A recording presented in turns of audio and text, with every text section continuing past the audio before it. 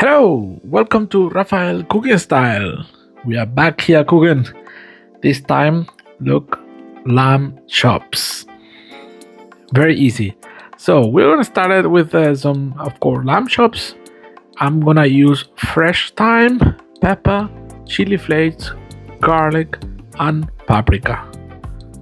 I got above a kilo here, kilo 3 or kilo 400. So we're gonna start with the thyme, with garlic, and the chili flakes and pepper in a blender. We're gonna add around 10 grams of salt.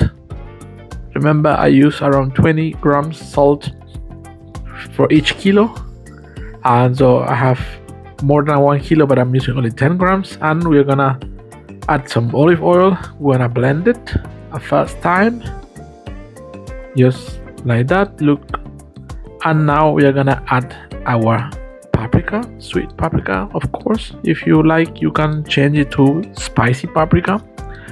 And well, we need some space. I got a oven tray here. I'm gonna add my chops. I'm gonna mix them all with the marinade, vacuum it 4 hours or over the night, and then just to the grill.